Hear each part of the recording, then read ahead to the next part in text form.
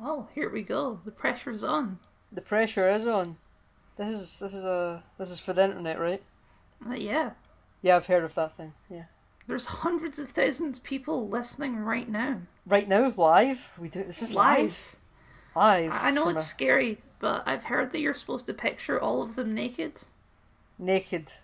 Well, I don't know who's listening. I know. Well, I don't want to. I'm a gentleman. That'd be rude. I'm not into that. Sure, you're not.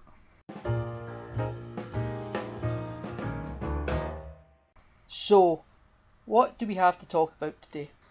Well, we have a few things to discuss. Do you want to start or shall I start? Well, as I'm sure people will find out over time, you're always going to be the one who's more prepared. I kind of wing it. But I have some things I want to talk about, but you're the one that kind of writes them down. I just kind of make it up. You're allowed to write things down. Yeah, I know. I I just don't. Uh-huh. You go. You talk. You have the list. Let's start with a little movie came out fairly recently. It's had some interesting reception, to say the least. Let's talk I about Venom. think I know what film you're on about. Yes, it's Venom. Oh, Venom. Venom. It's a parasitic film, you might say. I see I'll what you did just there. yeah. Very, First, very, very this will be clever. my first and last appearance on the show. Um, so Venom, have you seen it? I have not seen it, no. I have Right, only observed from an outsider's point of view the things that have happened around it, right. which have been Well, interesting. to you and to our dear listeners, I have seen Venom, a Tom Hardy film, a Marvel Sony production. Mm-hmm. Very much noted it didn't just say Marvel, it said in association with Marvel, which to me totally like laid down the hammer of this is not the MCU, don't worry. And you know what? I liked it. Thumbs up from me. It was interesting, it was good. It wasn't a brilliant, it isn't a Thor Ragnarok or Avengers Infinity War, it isn't even for what it was. Tom Hardy really made the show. I'm not a big Tom Hardy guy. Like everybody's like, it's Tom Hardy. I appreciate his skill as an actor. It's just not for me. I don't get excited when I see the name Tom Hardy in a film. So I was just kind of going into it for Venom, not for the talent in the film. And I enjoyed it. He definitely made it. The relationship between Eddie Brock and Venom, the symbiote, they had like a good back and forth. Wasn't what you would expect. I thought it was kind of going to be more in the direction of what Topher Grace did in 2007 with Tobey Maguire. But no, it was good. It was his own thing. Well, this is where it becomes interesting because your opinion right there, the acting was good, the relationship between Venom and Tom Hardy was good. That's an opinion I've seen a lot online. But before this film came out, the critical reception was terrible. It has like a 30% Yeah. critic score on Rotten Tomatoes, I So think. the thing about how Like, it's really low. the interesting thing about how Rotten Tomatoes works and stuff is it kind of works as a general consensus and not a ifs and buts system. So if the critics disliked more than 50% of the film, then typically they will give the film a thumbs down, and then that will count against the film. And if they like more than 50%, they give it a thumbs up, and that'll count towards the film.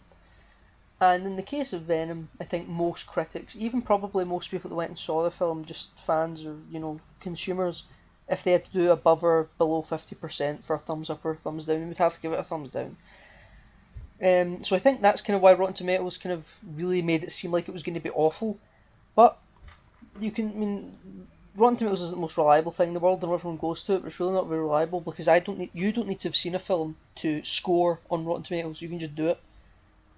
But with Cinemascore, what's more interesting Mm-hmm. about it is that that's a market research company.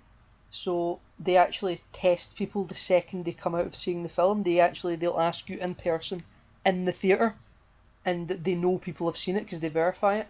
And on CinemaScore, the film's got a B Mm-hmm. plus, which is on CinemaScore average. That's kind of slightly above average, not superb, but it's definitely better than what Rotten Tomatoes would paint it out to be. And the film does kind of work on its own merits. It definitely feels like a film that would have came out 15 years ago. You know, it's not. Early 2000s. Yeah, it's very kind of that era for films. You know, X-Men was your top of films at the time. Spider-Man was just getting started. If Tobey Maguire showed up in this film, I wouldn't have batted an eyelash. You know, put it that way. And it was fine. I think the critics really, really went for it, and I don't know why. No, that's a lie. I do know why. It's because it is a bit of a mess. But in terms of if you're just going for a film not expecting much, it worked, and it's definitely going to get a sequel because $80 million opening weekend broke records for October. Release. Even if the film was crap, it still shattered records. Okay, sequel, maybe. What about any sort of connection with the MCU? Do you see that happening? No, I had high hopes at first because there were some rumours that Tom Holland was going to have a cameo in the film, but like not as Spider-Man, just as Peter Parker, and it was going to be like a kind of shoulder budge in the street. But this film, I'm assuming that didn't happen. that did not happen. This film takes place in San Francisco, and there is a brief comment about how Eddie Brock was chased out of New York from his last. He's a reporter from the last place he worked for. So it's like that's as close as you're going to get to Spider-Man reference. And right at the end, there's a post-credit scene with like Woody Harrelson, who's going to go on to play a villain in a subsequent film. And I just think that there's no way Spider-Man is going to appear. I think if this film bombed at the box office and everybody hated it, but they didn't want to get rid of Tom Hardy, when Marvel finish with Tom Holland on Spider-Man 2 in the MCU, they would have pulled him out of the MCU and placed him into their Spider-Verse, because even though it's technically it'll be a different universe with the same actor playing the same character, Sony's still in the character and they don't need to care about the Marvel Cinematic Universe's kind of stickler for continuity. They can just be, I don't care, it's our character, it's our actor. He didn't sign with you, he signed with us. We were just loaning you him. He's ours now, and he's now going to fight Tom Hardy. But nah, I think they will never cross over with Spider-Man unless they were to recast Venom, which I don't see them doing because, it's Tom Hardy. This whole relationship between Marvel and Sony is so frigging complicated and confusing. It would be so much simpler if they just sold him back to Marvel. Of course they won't do that because he's worth a crap load of money. Every single Spider-Man film that's ever came out, whether it was a good Spider-Man film or a bad Spider-Man film, is all made over Sony, $700 million worldwide. So Sony, there's no way they would give Spider-Man back like 100%. No. Unless like Marvel was going to pay them $2 billion. Well, there's another mark of a good Marvel film or not. Did Stan Lee have a cameo in this film? Stan Lee did have a cameo in this film. Okay, that's a good sign. Unlike Deadpool 2, where he just had a mural on a wall. There was one of the X-Men films he didn't have a cameo in, right? I'm sure he's been in every X-Men film, I'm sure. Wasn't he not in one of the really crap ones, like X-Men Origins Wolverine? No, I think he was in that film. I think he was a general. I really can't remember. It might have not been in Apocalypse, I can't remember. I'm sure it was in Days of Future Past. I'm sure there was one of them that he wasn't in. I know, but there's barely been any he's not been in, because I know he was in The Last Stand and stuff, because I remember the cameo. I think he had he was gardening or something.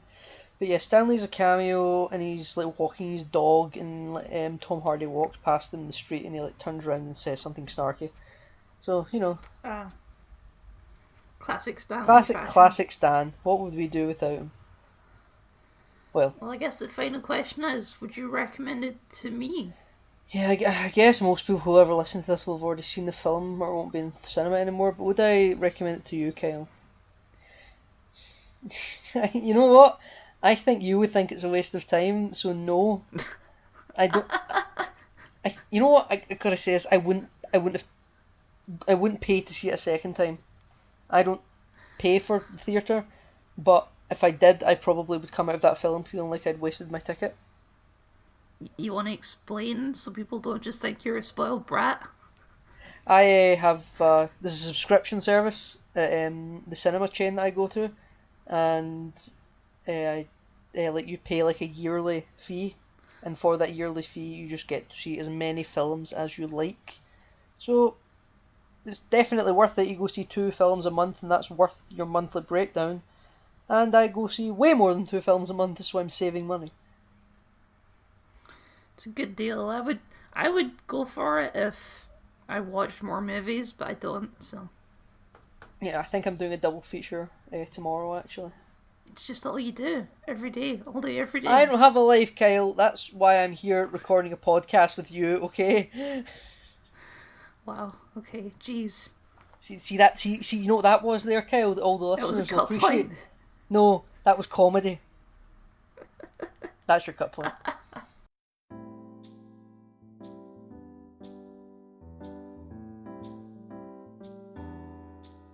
We got an interesting game announcement the other day, which I'm assuming you didn't notice. I might have noticed it, Kyle. Borderlands 2 virtual reality. I didn't notice that, Kyle. Gonna be honest with you. No, I didn't think you would. I did notice that a company was going to finish the Walking Dead Telltale series, but we can. I heard roughly about that. Go to your Borderlands talk. Neither of us have played that, so let's just brush past that. Okay, yep. I found this really weird because does anyone still care about virtual reality? So I was having an interesting conversation actually earlier today about virtual reality. Well, more so than that. I was speaking about the Microsoft version of it, the HoloLens. That's augmented reality. That's a different thing. Now I sound like an idiot, Kel. Thanks a lot. Let me just. You know the difference between augmented reality and virtual reality, augmented reality is actually in your real world, changing the things around you, or making them appear different. Virtual reality. Playing is Minecraft just, on a table was the example we showed a couple of years back. Yeah. Well, I was going to say that there's an app on Xbox that's supported by HoloLens, and I'm like, who the hell has a HoloLens? But go on about your virtual reality thing, seeing as how I was so inaccurate. There is like this weird trend of just porting games to virtual reality. I'm assuming you've seen this. This is a trend. Yeah, there's really funny you get, videos Fallout 4 in VR and Doom in VR. LA Noire in VR, and it's the funniest shit I've ever seen. People like dancing in front of mirrors or like driving down the road like killing people. Virtual reality, I'm personally not interested, but from what I've seen, it only really works in games that are designed for virtual reality. And whenever you port it into just any old game, it just looks really weird and janky. I don't know. It's very strange to me that this is a thing that keeps happening. Ports are incredibly sketchy. There is no denying that they don't always look up to scratch, like they could easily be played on an Xbox 360. But Borderlands 2 came out on the 360. Borderlands 2 is like 6 years old at this point. Yeah, wait, came out in possibly older. It came out in 2011. Yeah, Jesus Christ. No, 2012 it came out. And sorry. I was right. Thank you very much. You were, yeah, okay. I was doing some memory. That's what I was doing, memory. But yeah, they're more of a gimmick. Like sometimes ones that are specifically made for VR, there can be something special in there. They're doing it for a reason, but the ports more of just seem like a fun gimmick. Like Star Trek Bridge Crew or Bridge Commander. That looks fun. That one seems interesting. Yeah, if you've got a group of friends doing it. Yeah, you got a group of friends. You can like be different posts on the bridge, and you can fly around and shoot phasers and stuff. And for a super Star Trek nerd like me, it's the best thing ever. But most that's what I mean. That's like an actual application of virtual reality in a game. Is proper like holodeck technology where the game is trying to. That's the whole point. If you don't have VR, you cannot do the game without it. Whether things like LA Noire and Doom and stuff, like the game, if anything, plays better without that. It most definitely plays better without it, because that's how it was designed. Tell me, Kyle, and the listeners at home, what is the Borderlands 2 virtual reality going to be able to do? It's just the full game of Borderlands 2 that you can play with a VR headset. But you're so much more limited with a VR headset. I know. You've two sticks as your controllers. Do you need to hold one stick in front of the other as if you're holding up a gun, or can you just use one hand to hold an entire rifle? Like I don't know. And then you've got no field of view either, really. So you need to actually turn around. You get really dizzy. Think of them of twirls and shit you do in Borderlands. When you're driving I a know. car, do you go in first person? You switch to the turret. Does the camera actually follow the character through the car as they're jumping into the turret? You're gonna get motion sickness, man. That's the case with most VR games. Like, I can't I always imagine playing the new Doom game in VR. I That always would be so sickening. I always assumed that most VR games, if they were ports from full games, they were more kind of adapted versions that were more limited in scope of what they could do. That you could kind of dick around in that world, but you couldn't play the original version per se. You could just kind of do a couple of things and it'd be, that's you've had 6 hours of fun and you're done. But From my understanding, it's the full game. I could be wrong about that, but that's my understanding of the trailer. I just think that. I mean, I'm not saying that's wrong, but that'd be crazy. No way would I Sounds do horrifying, yeah. that. Is that the charging full price? I would think so, yeah. Not for me, thank you very much. Yeah, not for most people, I would assume. I made a video game purchase recently, which I think you'll be surprised to hear because I don't really buy games much anymore. That does surprise me. What did you buy? You're gonna sigh. You bought Fortnite, didn't you? I bought Fortnite. You know how I knew that? Because I saw you'd started getting achievements in it. And I was like, the battle royale mode doesn't have achievements. Yeah. So me and a friend, we both he purchased it I think a couple of days ago, and then I was playing with him, and I was speaking to him. And I was like, "You coming on Fortnite, my dude?" And he was like, no, I'm already on Fortnite." I was like, "What are you playing?" I was playing Save the World. I was like, "Oh Christ, what's Save the World?" It's the PvE version of Fortnite. The battle royale that we always play. So, well, that seems pretty fun. And then I went to buy I just went to buy it because he convinced me, and I'm a pushover, and I wanted to get some of the daily V-Bucks you can get, because I wanted to buy some battle royale Fortnite skins.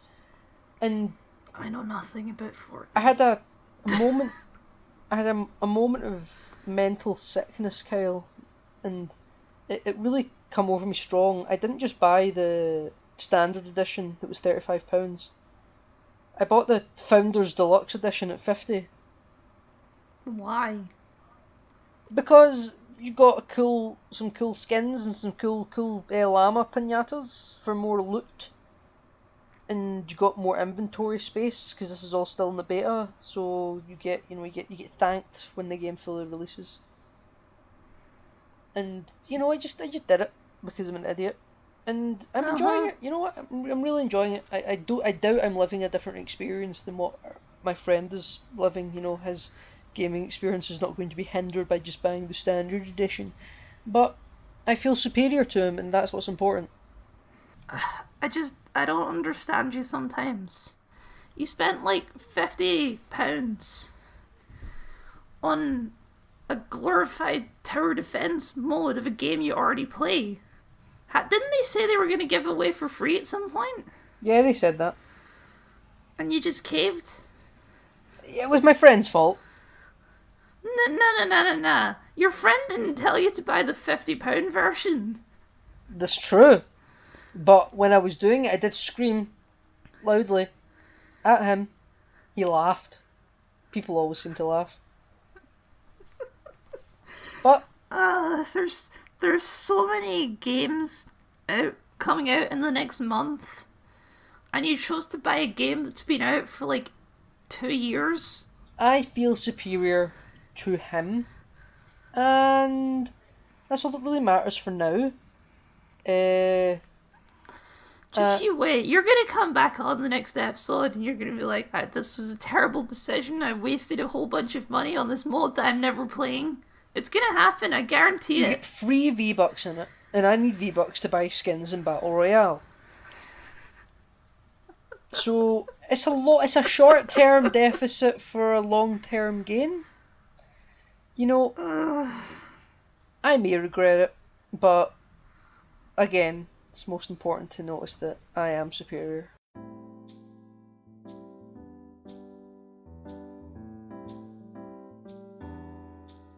So, we hit a cultural milestone that you may also not have noticed the other day. You seem to think I'm such an unobservant person, but what was this cultural milestone? We're getting the first Lego series based on a video game franchise. Oh, well, I definitely did miss this cultural milestone. Are you going to deny the cultural milestoneness of this cultural milestone? Depends what the game is, my friend. It's fair. You want to guess? Call of Duty. It's not Call of Duty. You have to think Lego. Lego wouldn't do Call of Duty. Lego game. Disney Infinity. No. No, it's a Lego series. Like you can go to the shop and you can buy it in a box. Obviously, there's been a whole bunch of Lego games. That's not what I'm talking about. I'm talking about, like, you see Lego Star Wars, Lego Indiana Jones. Now you'll see Lego this game. Oh, right, okay. I thought you meant they were finally making... Oh shit, I'm wrong. Never mind, because Minecraft exists. What? Fuck me, never mind. My whole point's ruined. Lego Minecraft is a thing and has been a thing for years. No. Is it? I thought Minecraft sold their own merchandise. No, Lego Minecraft's a thing. God damn it. What was this thing? It's Overwatch. We're getting Lego Overwatch. Oh, right, I never would have guessed that in a million years. Listener, if you did guess it, tell us in the comments. We really need interaction. And you can call me an idiot for forgetting Lego Minecraft exists. Kyle, you're an idiot. Thank you. That will be the name of this episode. We're getting Lego Overwatch, which I'll remake into. It's the first Lego set based on a shooter. So, how about that? So he's technically right because this one has I'm right guns. about something. Lego guns for Lego children. Or children It's made not of Lego. exactly a new thing. I've got a pile of Lego Nazis from the Indiana Jones sets, so... Everyone keep note, Kyle enjoys collecting Lego Nazis. I, of course, would never do that because I do not condone fascism. I mean, they don't have Nazi armbands on, but they're from the movie. They're Nazis. I mean, come on. Let's also note Kyle takes aesthetic pleasure in knowing what kind of uniforms the Nazis wear. I feel like you're twisting my words here. Kyle believes I am now attacking him and twisting his arm. Now you're just being a weirdo. Kyle is now accusing me of being weird for speaking the truth. No, it's the way you're speaking it. If you could stop speaking like a narrator, I would really appreciate it. The man came at me with the knife. It was quite terrifying. Let's just move on to the next section. This was a fucking disaster. Musical transition. James Gunn? James Gunn. How the hell did I forget about James Gunn? Oh yes, hello Mr. Gunn. Mr. Gunn. Hey, Lego Guns. Good callback, Nathan. So for those of you unaware, most of you, James Gunn, there is a rumour floating around the internet that we're all so familiar with, that he will now be in charge of the sequel to 2016's Oscar-winning film Suicide Squad. I forgot it won an Oscar. It did win an Oscar. Suicide Squad won an Oscar, ladies and gentlemen, for best hair and makeup, if I'm not mistaken. Yep, it beat Star Trek Beyond. Yeah, I mean, Star Trek's great, but I don't really think new era Star Trek's done anything amazing. On it was more screen. amazing than Suicide Squad. No, it was, but I mean, hair and makeup, I think Suicide Squad kind of deserves that Oscar. Have you not seen? No, thingy from Star Trek Beyond, Idris Elba. That deserved an Oscar. Yeah. That deserved more of an Oscar than Killer Croc. Come on. This will be like a rare opportunity to document, Kyle, because usually it's me defending Star Trek and you saying the other thing is better. So this is the rare opportunity for you to be in favour of Star Trek. I think Suicide Squad did deserve its Oscar, but that's, you know... And to be clear, I think Suicide Squad is shit, so... to be clear, I think Suicide Squad was pointless.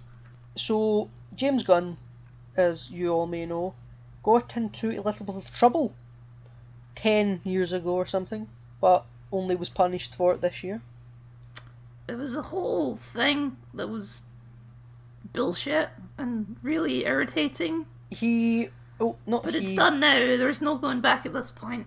Others in the world who decided to dig through a celebrity's Twitter timeline because they've nothing better to do, rediscovered some old jokes of James Gunn, and then he was subsequently fired for those tweets that he made 10 years ago. I like that you're explaining this, like anyone listening doesn't know this story. No, I was giving a brief overview, Kyle. I wasn't going into detail. Literally, as I finished, that was going to be moving on.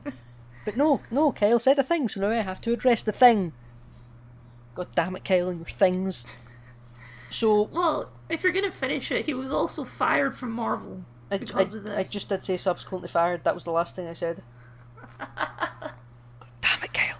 We're so good at first episodes. So, what then transpired was that he didn't do anything for a while, stayed off Twitter, and has now re-emerged as apparently being in charge of directing and penning Suicide Squad 2, which even Dave Bautista is like tweeting about being, hey, I'd sign me up for this thing, you know, I'll jump ships too.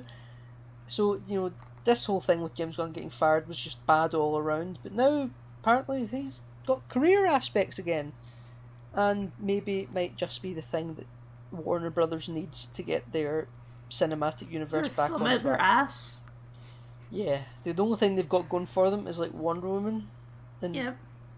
I think this new Joker film coming out with Joaquin Phoenix looks like it could be an Oscar contender, but it could also be crap. It could also be the worst thing. We've got one like tiny teaser of a trailer There's to go on. There's been lots of leaked footage floating around the internet as well, and it was such a stark take on the character that I'm like, how can this not be amazing? You know, it could be awful. It could be like a slow motion car crash where you just can't look away from how bad it is. But I just got a feeling, you know, it's gonna be great. Come back to this in a year and it's awful. Joker film, my thing with the Joker film, and I'll say I felt the same way about Venom. We're getting off track, by the way. Well, that's fine. Like, the Joker needs Batman. That's kind of the whole point of the character, is the Joker needs Batman. Yeah. This is an essential part, so if you're doing a Joker film without Batman, how does that even work? This is how the Joker got started. Like, the Joker didn't rise because of Batman. Batman rose because of people like the Joker. And this looks like a Joker where... that depends on the interpretation. This looks In like... a lot of interpretations, the Joker was directly caused by Batman. This looks like a Joker who at night goes home, takes off his makeup, has a cigarette, and might go have a beer in a bar. Whether it's things like Heath Ledger, he looks like when he's done his evil of the day, he still goes home and sleeps the way he dresses, you know, like that. He sleeps in the makeup, wakes up in the makeup, wakes up in the same clothes and everything. That's him. But this Joker looks like he probably, after he commits his crimes, wipes the makeup off and just is a normal person for a while. He's not yet cracked. So I think this almost looks like it's going to be a weird interpretation. This looks like it's almost going to be a character study of the character, of just like, you know, what does this character do when he's not committing his crimes? And then obviously big parts of the film will be about he's committing his crimes. I think the film will kind of, in the third act, will pull into like the Joker being the Joker who would fight Batman. And Thomas Wayne's in the film as well, Batman's dad. So I do think, they're saying Batman's not going to be in the film. I'm not buying it. I think Batman in some capacity will be in the film. Will it be Batfleck? It will not be Batfleck. Even if Ben Affleck's Batman doesn't leave the DCEU, this will be a completely different Which seems more than likely at this point, right? Yeah. He's done. But this will be a completely different Batman. This will not be Ben Affleck. This will be someone else. And I you know, I kind of think it might be an unknown actor just because he won't be the focus of the film. Maybe. Anyway, back to the point at hand. Anyway, Suicide Squad. Suicide Squad. I think if this rumor turns out to be true, this could actually be really interesting. Because even if you like it, most people acknowledge that Suicide Squad, the first one, is a bit of a mess. It was a complete mess. Filmmaking wise. But people also agree that the characters are pretty good, which I don't personally agree with, but most people seem to agree with that. Right, okay, they have good characters. They have Harley Quinn. They had Will Smith. They had a minuscule Batman cameo. That was about it. People liked El Diablo. He dead. Poof. Dead, that's true. Poof. People like Captain Boomerang. Yeah, that Aussie. You know, the Flash sort of. Anyway, point is, he made Guardians of the Galaxy, and nobody, if you go back, nobody thought that film would work. Yeah, I'm it's still. Like, there's a talking tree and a raccoon. I would like to know. This movie's going to be terrible. I'm still not sure Guardians of the Galaxy did work for me. Yeah. You're the only person in the world who thinks that. Yeah, get over yourself. I know. I don't think I'm dictating the rules of the MCU. I know people like them. You know, I feel like when they were with the Avengers, every scene where the Avengers were not in the scene as well, that was my least favourite part of Infinity War. This is where personalities are starting to shine through a little bit, when you realise that Nathan's a goth. Not goth. Not goth. I'm a happy person that's just very cynical about comedy in films, unless it What I mean when I I say you're a goth is that you like darker films. Yeah, that's not than gothic. I do. I just like It's Kyle can't handle scariness in films. Whereas I excel in scariness in films, so you were born in the darkness. I merely adopted it. You merely adopted the darkness. I was born in. No, we can't do that. We're not doing that. Why not? We're bringing it back to Tom Hardy. Bring it back. Hey, there you go, Kyle. Brought it right back to the start. Congratulations. That's the end of the episode. Everybody, see you next week. Cut the credits. No. Nah. We're still talking about the DC universe. Please don't go. We need viewers. You know, I still kind of wish Mel Gibson he did it. There was lots of rumours going around for a while that said Mel Gibson might direct Guardians of the Galaxy 2. And you mean Suicide Squad? Yes, I did say Suicide Squad 2. I did say that. Yeah, I'm sure you did. Yeah. What even is a Guardian of the Galaxy? I'll just edit it back in. Hold on, I'll soundbite it. Suicide Squad 2. You should put that in. Talking about Suicide Squad 2. So people thought Mel Gibson was going to do it for a while, and I really that would have been fun because Mel Gibson doesn't hold back in his filmmaking. I think it would have been really, really powerful. He doesn't hold back in his life either. Am I right? Well, hey, that's the credit. See you later. No, but James Gunn, I'm happy for him. I think he can't make a bad film. Obviously he can, but like I think he's very creative in his filmmaking and he knows what he's doing. And in my opinion, Suicide Squad, in terms of what it represents in contrast to the rest of the DCEU, is the Guardians of the Galaxy of that franchise. Well, yeah, the interesting thing about Suicide Squad is it was basically made in response to Guardians of the Galaxy. Yeah, which I think that's just stupid filmmaking, to be honest. It's like, Batman vs Superman's their second film, whereas Civil War was their 10th film or whatever.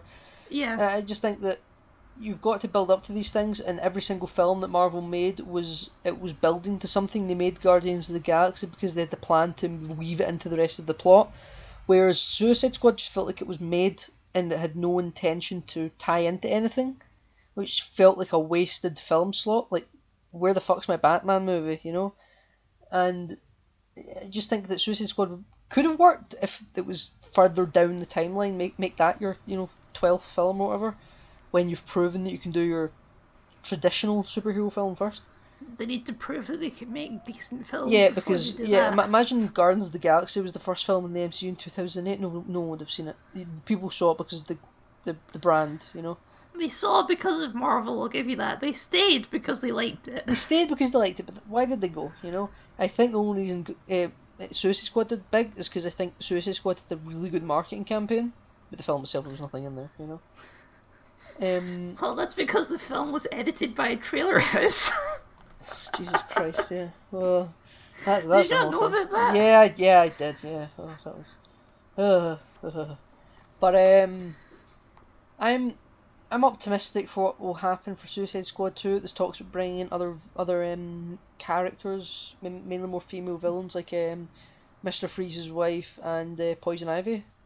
Mr. Freeze's wife isn't a villain. I think in the comic book she is.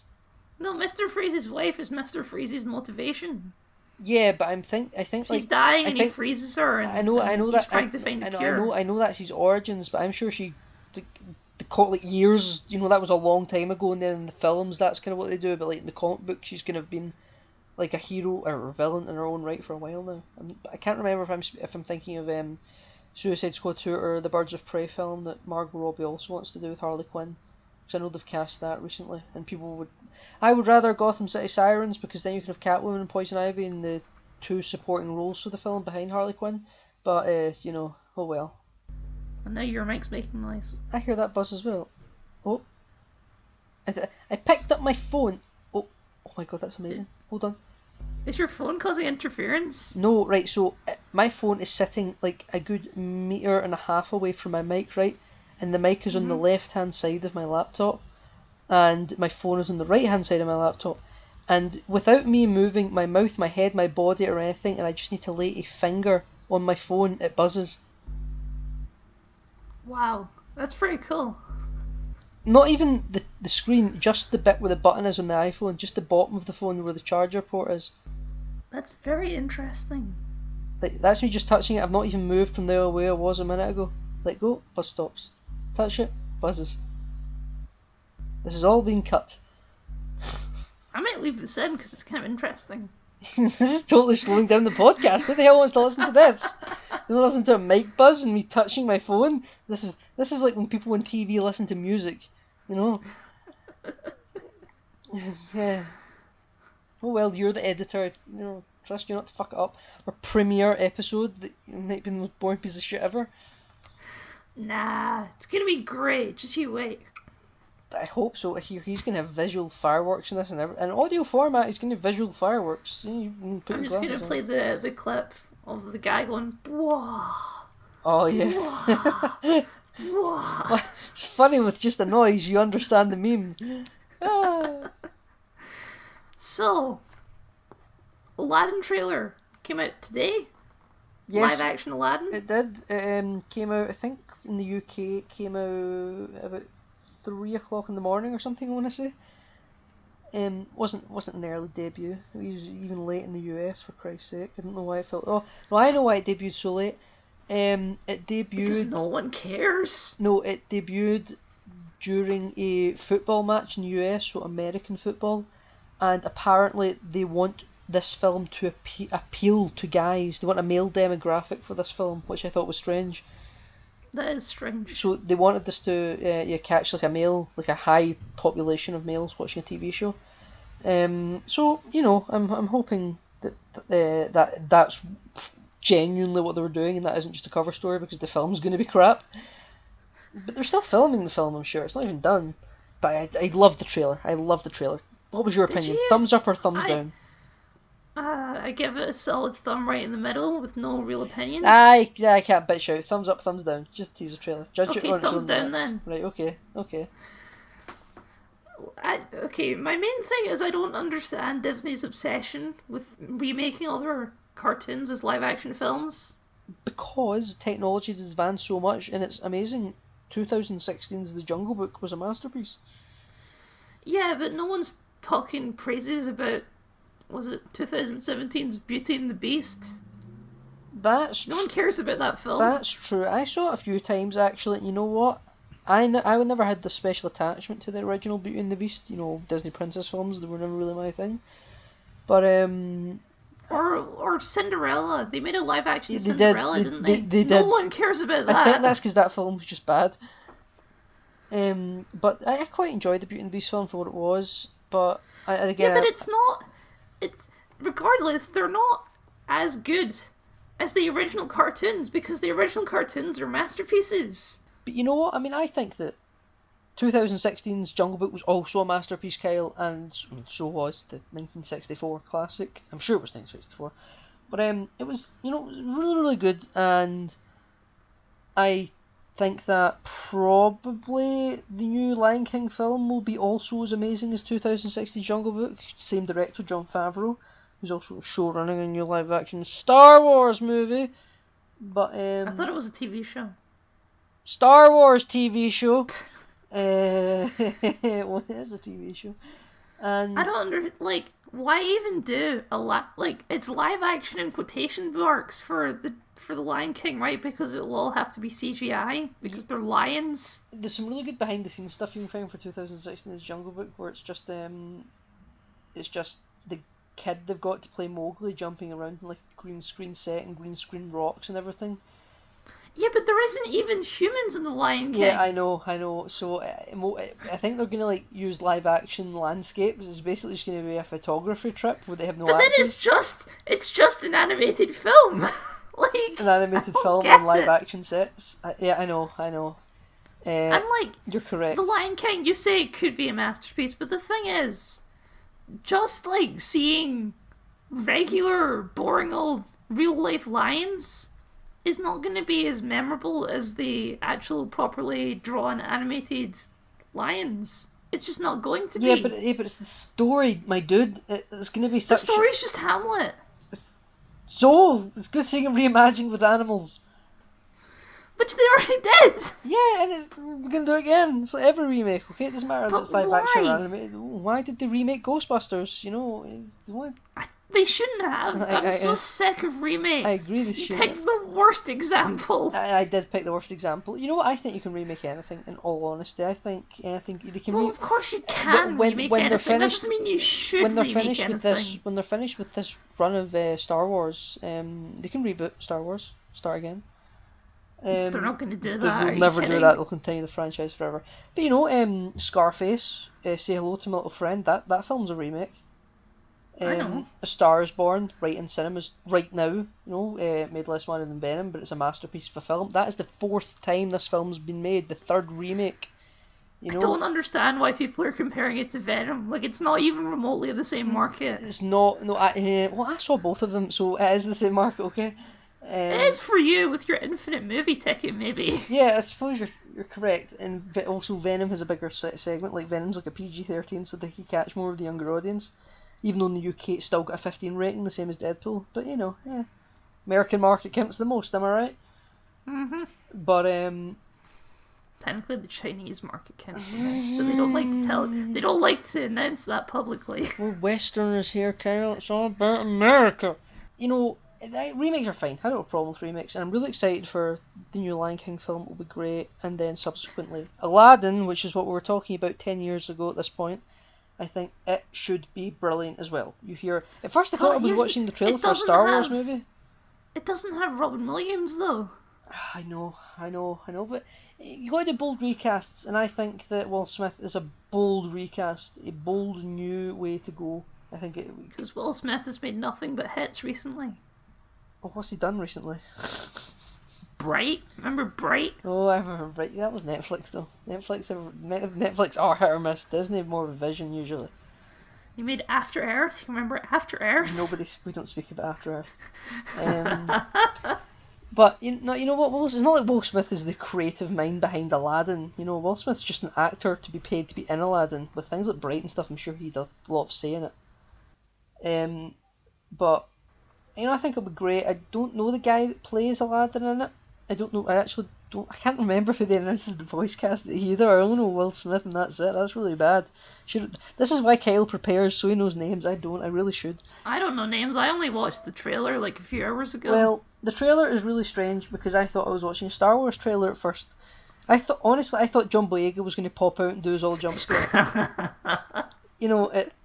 It starts off with the sand dunes, and it looked quite similar to the Aquaman trailer that just came out as well, and it was fascinating because you hear some of the music, but it took me a couple of rewatches for the first for Arabian Night. At first I wasn't sure what I was hearing, and then you see the shadow of Iago, no Abu, that big shame, no Abu, And this is the then... part where I have to say that I've never watched the original. Whoa! You never... Oh, fucking hell, okay. Jesus Christ. Bleep that. That'll be funny for comedy, eh? You've never seen... This is the part where I say I've never seen the original Lion King either. Jeez, what, you can't call these films masterpieces, Kelly. You've never seen them. Look, I know enough about them to know that they're widely considered masterpieces, okay? Damn it, Kyle. God damn it. Anyone that listens to this is just going to be shouting at you now. They're like, God, Kyle, god damn it, they're going to be on my side. But... People can... I'm fighting for... I'm sure you know there is a huge, like, anti-movement towards these live-action remakes. Yeah, there is. People are like, I don't see why I need to remake films in live-action that were Disney classics. You know what? You're not the demographic anymore, okay? Which I know only too well what it's like to not be in the demographic for something anymore. New Star Trek beats me over the head with, you're not the demographic. Pacific Rim 2, you're not the demographic. And you know, but it's like, who are these live-action remakes for then? For fucking me, okay? They're fun films.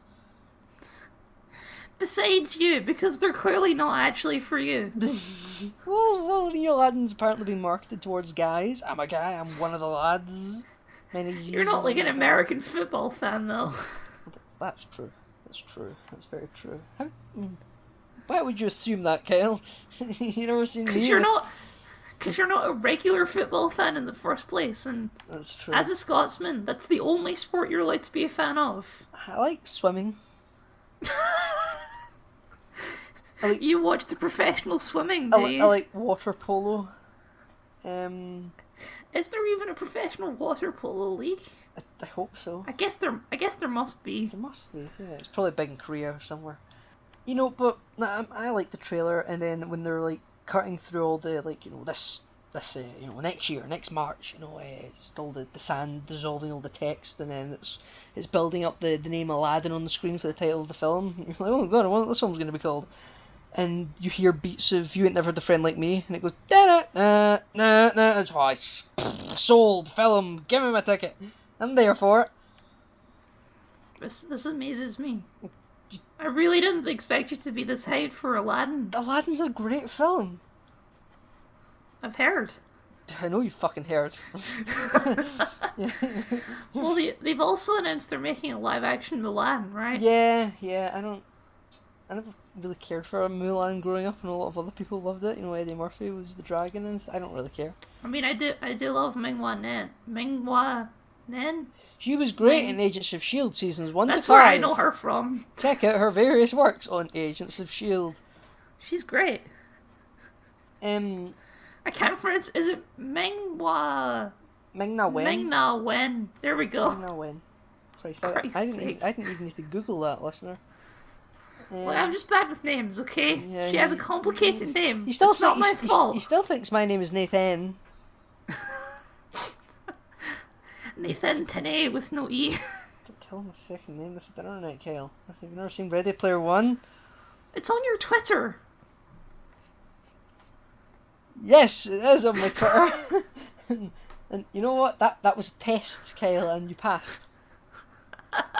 Congratulations, Kyle. Follow Nathan on Twitter at Nathan Tinney. At Nathan Tinney on Twitter, yeah. Plug Kyle. You're on fire today, man. And follow Kyle Scott on Twitter. Kyle D. Scott. It's not at Kyle D. Scott. It's Kyle X Scott on my Twitter. I don't follow Kyle on Twitter. You do, though. We have great double teams. Yeah, we do have great. Let's not say we don't have that great double. Yeah, we do. We work together well as a team. That's why we're here. That's why we're here. Can you tell?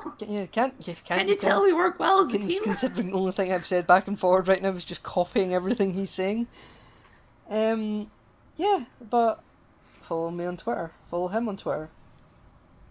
Follow the podcast on Twitter. Do we have a Twitter? Not yet. Well, with the time this right, yeah. So, sorry, listener, you're going to hear a bit of behind the scenes for the show right now.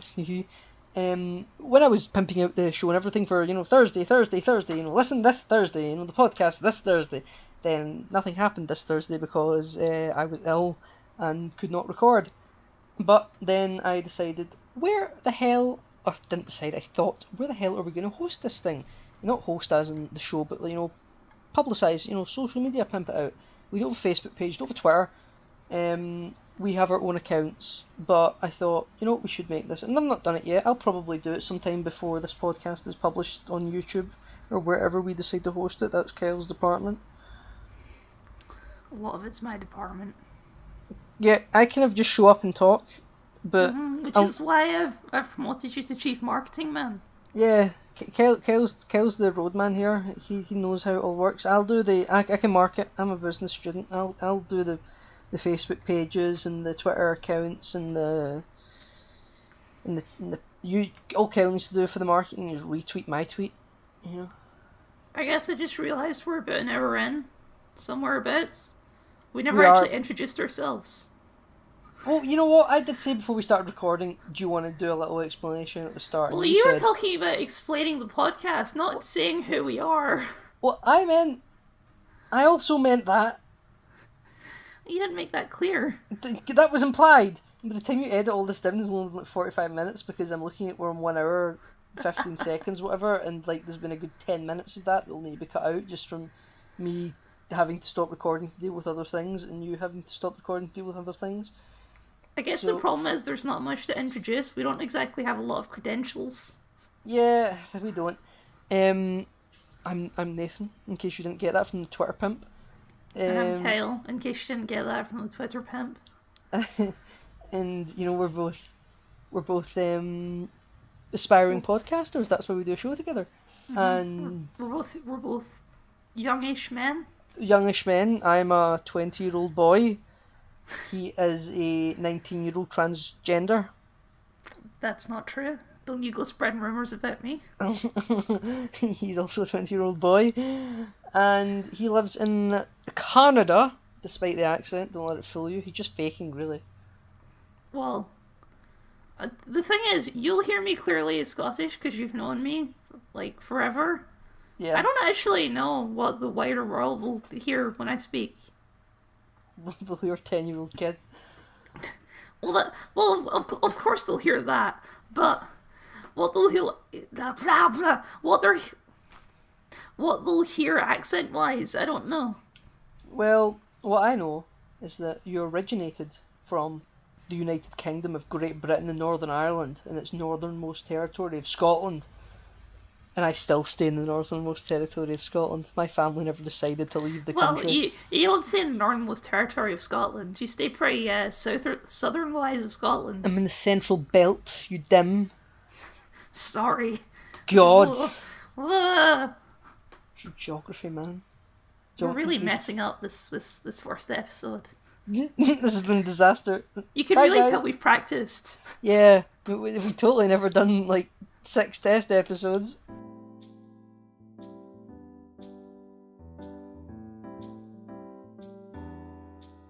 A new trailer for Star Trek Discovery Season 2 just came out. I could easily spend the next half an hour just monologuing about that if you like. Well, if you could cut it down a little bit for me, because I haven't watched the show. But I know this is a thing you're interested in, my friend, so I will allow you to talk about Star Trek Discovery Season 2. So, Star Trek Discovery Season 2. The successor to the troubled Star Trek Discovery Season 1. Looks like it's going to be a lot more lighthearted, a lot more fun, and a lot more non-goth. And, the trailer looks fun, and they're marketing about how this goes back to exploration, and this isn't about darkness and war anymore, and they fixed, some of the look of the Klingons, because people weren't happy with what the Klingons looked like in Season 1, so they've gave the Klingons hair, they're not bald anymore, Kyle. And Captain Pike's in it. And Captain Pike's in it, from pilot episode and one more episode than he was in the J.J. Abrams films. And also, we got our first look at Spock, Dr. Spock of the USS Enterprise. He's got a beard. I don't know why he's got a beard. He's got a beard? He's got a beard. Why does Spock have a beard? He's got a beard, and it's Star Trek, and it's not Leonard Nimoy. I'm still... Mm-hmm. Every Star Trek fan is still in grief management that it's not Leonard Nimoy. I think you're holding on to expectations that'll never happen there. Because I mean, I hate to break it to you. People accepted Zachary Quinto because Leonard Nimoy was also in the films, and because he was actually a pretty good recast. Like even people who don't like the films, and you kind of go, "Oh, he's actually a pretty good Spock," you know. He looks like he was born to play Spock. Yeah, but especially a younger Spock. But this guy, people are being optimistic about him and stuff. But I mean, I'm stickler for continuity, you know. And you're not Leonard Nimoy, goddammit. I've heard the show cares so much about continuity. Okay, well, here's the thing. They showed a Klingon D7 in the trailer, and it looks like a Klingon D7. And unlike the season 1 Star Trek Discovery, they showed a D7 and didn't look anything like a D7. This looked like a D7. That means nothing to anyone I know, but to me it just says spaceship looks the way it should. Yeah, but that still contrasts because they still have like the ultra modern Discovery, right?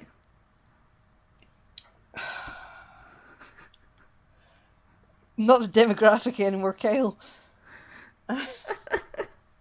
It was fine in 2005. Why isn't it fine in 2017?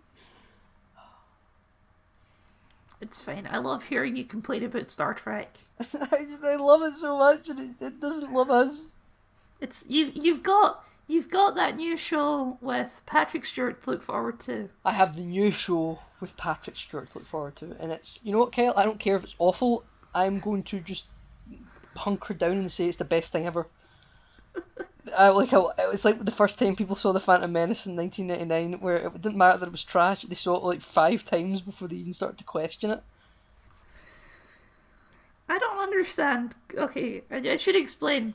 My only experience with Star Trek is 2 of the 3 movies that came out recently. That's it. J.J. Abrams films. I watched the first one and I watched the third one. I haven't even watched the second one. The Wrath of Khan remake. That is the extent of my knowledge of Star Trek, other than background information I've picked up from hanging around him. Well, Star Trek is the best thing ever, so if you're, you know... I don't understand why they keep making prequels. Why do they keep making prequels? They keep making prequels because they think, hey, Star Trek Enterprise was a prequel, but people weren't... I guess at the time people complained, but they kind of got with it, and they kind of, okay, this is the first ever prequel in, you know, 40 years of Star Trek. This is the first ever prequel, you know. So they decided, hey, we'll get on board with this, and the show had 4 seasons, 2 of which not so good, 2 of such were really good, but it didn't matter because the show was being cancelled. And then they thought, then between 2005 and 2009, the franchise was essentially dead, you know. And viewers weren't, new fans weren't coming in, it was just all old fans that were dying off. And they thought, how do we get people back into Star Trek? I know. Do you remember Kirk and Spock and Scotty and Dr. McCoy? Was, you know, beam me up, Scotty, do you remember that? You know, let's make a film about... You know, it's funny you say, do you remember that? Because most of the people who do remember that will be in their 70s. Nah, but it'll be like, if you like saw Family Guy and stuff, you know, because it's become, that's what I mean, like, let's make a film about Beam Me Up Scotty, because, you know, that's a thing that people know in Star Trek in the abstract, despite the fact that line was never said anywhere in Star Trek. Really? Yeah, it was always either Beam Us Up, Scotty, Beam Us Up, or, you know, Energize or something. They never ever said the line, Beam Me Up Scotty. That just never happened. It's like when people think that's weird. It's like when people think that Darth Vader said, "Luke, I am your father." He just says, "I am your father." People just attribute. He says, "No, Luke, I am your father," right? No, he just says, "I am your father." Yeah, he says, "No, Luke, no." He just says, "No, I am your father." I'm sure he says, "No, Luke, I am your father." Right, so that's the thing. He never says Luke. He never says his name. He just says, "No, I am your father," because you don't know who the hell is he speaking to. He's speaking to 3 people and he has to specify Luke. It's just him and Luke. He doesn't say the word Luke. But yeah. So back to me gushing about Star Trek. They thought, let's do the thing that people know in pop culture, which is Captain Kirk on Starship Enterprise with Dr. Spock and the Scottish engineer and the asshole alcoholic Doctor, and the Asian and the Russian and the black woman on the bridge of a spaceship. So You're that's supposed to be a Star Trek fan, you can't even name them? So I'm mimicking what like the studio exec does that doesn't really care. The old dude with the cigar, it's like, people like this nerd shit, right? Yeah, he's people like this nerd shit, right? Yeah, we'll make you a star. That's exactly what they were doing. And then, so that was the prequel to go back and reboot Captain Kirk. Then they decided with Star Trek Discovery, because it's the TV, so for some reason it's different, even though it isn't. Instead of going back to, going forward in the franchise, doing something back to the future. You're going back to the future. Christ, see, Ken, we're great at this. Why don't you do Star Trek? They said, no, hey, let's go back to not Kirk and Spock, but we go back 10 years before Kirk and Spock, right before Kirk and Spock, just right before them, And just, God damn it, and Star then Trek. in season 2 we put Spock in it anyway. Yeah, then we put Spock in it anyway. God damn it, Star Trek. The whole thing is just, it's the marketing ploy, because they think, how do we get people to watch the show? And it's give them stuff and Which is so funny, because that's not how Star Trek actually works. The whole point was it just kept doing new things, right? Yeah, to explore strange new worlds. God damn it, man. I sound really heartbroken, my god. Maybe I am. I'm finally getting all this out, Kyle. But it's... Then, now, we've got the new Captain Picard show, which, ironically, isn't doing much new, because it's bringing back literally the same actor. And it's but it's a new... It's a continuation of that character, though. It's a continuation of that character, which is what I'm fine with. This show could be absolutely awful. It could be, the holiday special of Star Wars awful, and I'll still be like, my God. It's The Force Awakens as opposed to Phantom Menace. Yeah. It's just, I really want it to be great, and I hope it will be great. And, the man's 80 years old, I think, and he looks great, and he can still act. And he's a knight. And he's a member of the Order of the British Empire. He's a beautiful man. He's a bald man. And he played Poop once. What? In the Emoji Movie, he played Poop. He did play Poop. He played Poop. I know that. And you know what? He's an amazing man, and he's Captain Jean-Luc Picard of the Federation Starship Enterprise. Cut to the Next Generation theme tune for 3 seconds.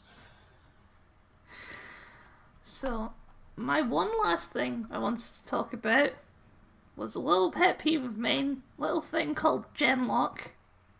You may have heard of it. If you've not, it's the new show that Rooster Teeth seems to be pouring money into. I think I am familiar with this, actually.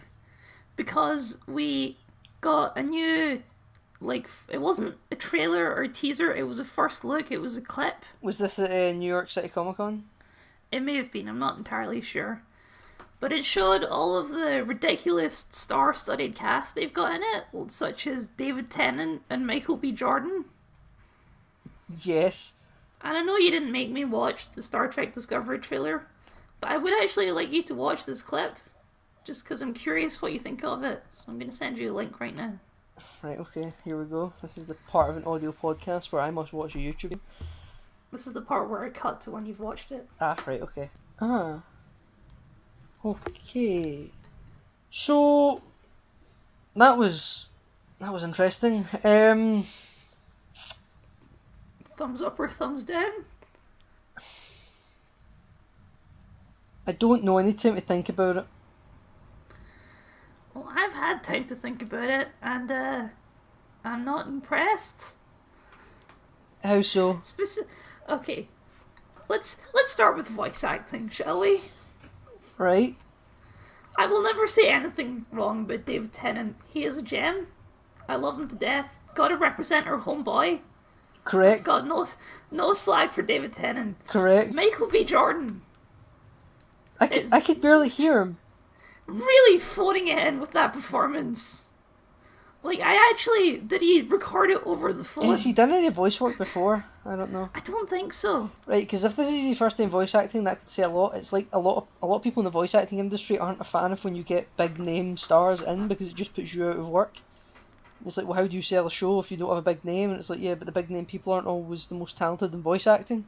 Like, voice actors are trained in voice acting. This is my concern, because if this clip is anything to go on of Michael B. Jordan's performance, we don't have good things to expect. It was not a good performance. Let's just leave it at that. I'm not a fan of this new artistic style that's been perforating through cartoons recently. Like, that does basically started by Ruby. I think is fair to say. That does just look like Star Wars Resistance. It does look like Star Wars Resistance. It's even like the base. You've got pilots. It's basically Star Wars Resistance. I've watched the first 3 episodes of Star Wars Resistance. Is it out? It is out online. I didn't even know it was out. Yeah, it's not. It's going to be in Disney XD, I'm sure. And you know what? I couldn't care about it. If this shows Star Wars Resistance, sorry Rooster Teeth, you've got the talent, but Christ, you've not got a vision. Big fan of Rooster Teeth. We should probably say for any listeners, me and Kyle are both big long-time fans of Rooster Teeth. What the hell are you doing with Genlock? Been watching since the RVB days. Watching since the Red vs Blue days. Literally when that was their show, and Achievement Hunter was 2 guys in an office, you know. That's real disappointing. Oh well. On to the next show. There's always Red vs Blue. Again, got no hate for David Tennant. He's given it his all in that performance. Yeah, I don't get Don't know why he's not allowed to be Scottish. Don't get why he can't be Scottish, and the person that they've got being Scottish probably isn't even Scottish. And maybe I don't know, she said Ken, so she may be Scottish. Right. They said Ken, right. See, even people in Scotland, they do not like people who say the word Ken. Yeah, but people in America don't even know the word Ken, so... Ken, for anyone who may one day listen to this not Scottish, is Hang on, your mic's doing I the know, buzz I'm thing. I'm looking at my phone. There we go, put it down. That's amazing. But, yeah, Ken means no, like as in do you know something, not no as in I do not consent. It just means... And it's exclusively used in Aberdeen. Dundee, I think? It's a Northern Scotland thing. Listen, people in Glasgow would never say that. Yeah, unless you're saying ironically, like sometimes you'll try and do like an accent from the north and you'll... Oh, I can. Yeah, you get what I mean, like Ken, hey! They also say A lot. Yeah. Like Canadians, I think that's where Canadians get it from. So it's, you know, a bit of an accent that's quite annoying for even Scottish people to hear. And yeah, David Tennant, Christ, where's your accent, man? And don't say it's because you don't think people will understand him, because you have another Scottish person or Scottish character in the show, for fuck's sake. I guess you're not allowed 2 Scottish characters. That's the rule. Fuck off, man. This podcast fails. We've got 2 Scottish characters. Do you want me to try and do a different accent? It's the sad fate of David Tennant that he's never allowed to act with his actual accent. There's only one show where he's allowed to act Scottish. Everything else he's in, he has an English accent. Assume you're speaking about Broadchurch? Yes, he's got a Scottish accent in Broadchurch. I'll have you know that in Doctor Who Season 2, Episode Tooth and Claw, when there's the werewolf... He puts on his Scottish accent for one episode. In the Victorian house, being chased by a werewolf with Queen Victoria, he has a Scottish accent, and he's pretending to be Scottish, though he is really Scottish, and it's the best thing ever, because then Billy Piper tries to do a Scottish accent as well for like 2 seconds, she gets told to shut up. Oh, I have been put in a boot! He's like, no, don't do that. So, David Tennant, it's great. National treasure. Are we done here? Do you have anything else you wanted to say for our first episode of varying quality? Well, you know, I hope you've enjoyed our first episode, dear listener. You will not believe us from the quality of this, because I can tell that it's going to sound atrocious. But we've definitely practiced this before we start, and we hope this to be an ongoing process where we're just going to go from strength to strength and get better and better. Well, you know. If say for some reason you actually want to listen to more of us just dick about, we actually recorded a bonus episode before episode 1 on the first episode of Doctor Who that came out last week. We're gonna do a weekly Doctor Who review episodes. They will be bonus. Are we? I thought we were doing both. Yeah, I thought that was what we were doing. I didn't think we agreed to that. Yeah, this is what we mean, dear listener, that we haven't really practiced this out yet. Yeah. Hang on a sec. When did we agree to do weekly bonus episodes? I thought that's what we were doing. I thought we were gonna do, because we did a like half an hour after episode 1 of Doctor Who had finished airing. You said, "Hey, do you want to do an episode and talk about it?" And I was like, "Well, if we're doing one episode about the first episode, surely we've got to do the whole season. It's only 10 episodes." Well, my idea was to do the first episode and then wait and then do the whole season. In one episode? Yeah. Like, you have to do the first episode because it's the first episode, it's the new Doctor, and then you let the season play out and we come back at the end. Do you mean like what Red Letter Media do, where they do like a kind of sometimes do a mid-season and an end season? Yeah. Yeah, okay, I can get behind that. Sorry guys, I was lying to you. Kyle has spoken. We did one bonus episode, which you can also watch immediately when you've finished watching this episode.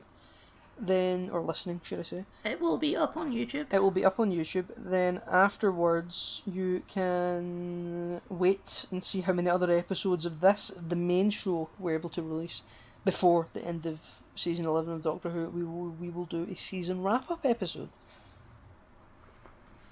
But if you want to see our opinions on the first episode of Doctor Who, you can go watch that on YouTube. I'm sure Kyle will link it in the description. Also, to be clear, we won't normally end the podcast with a spiel. We'll probably just end. On like a good one-liner that's just like, that's a good place to cut, and then the episode's over.